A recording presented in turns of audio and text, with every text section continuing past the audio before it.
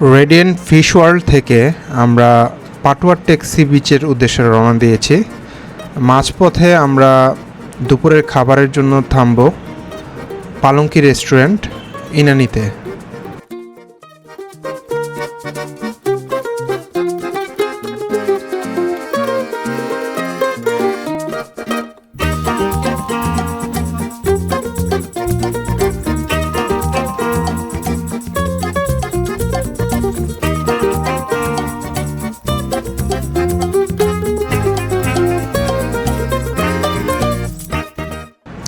এটা হচ্ছে পালঙ্কি রেস্টুরেন্টের খাবারের মেনু। আমি এক ঝলক সবগুলি মেনু দেখানোর চেষ্টা করছি। পালঙ্কি রেস্টুরেন্ট ইনানির এই রেস্টুরেন্টের খাবার মোটামুটি ভালো ছিল, কিন্তু এদের সার্ভিসটা সে তুলনায় ভালো না, তো নট রিকমেন্ডেড।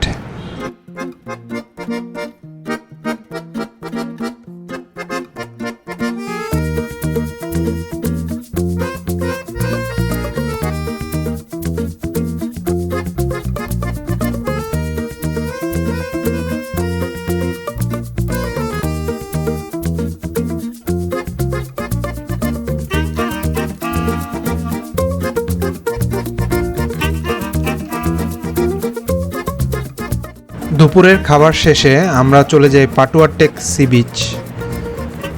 তো সেখানে আমরা বিকেল 4টা পর্যন্ত ছিলাম।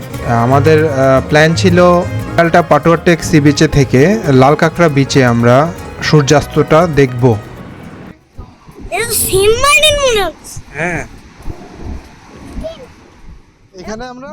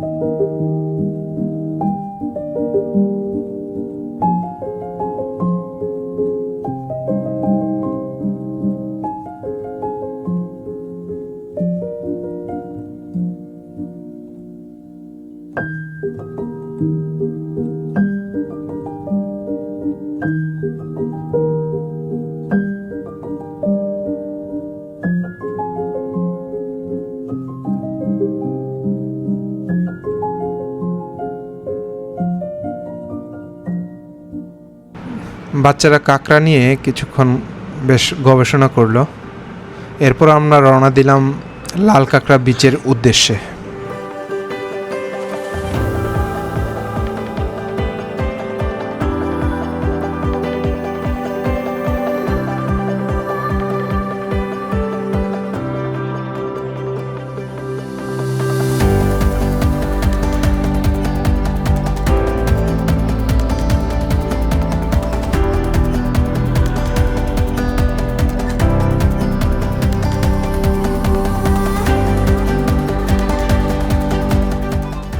এটা হচ্ছে লাল কাঁকড়া বিচ।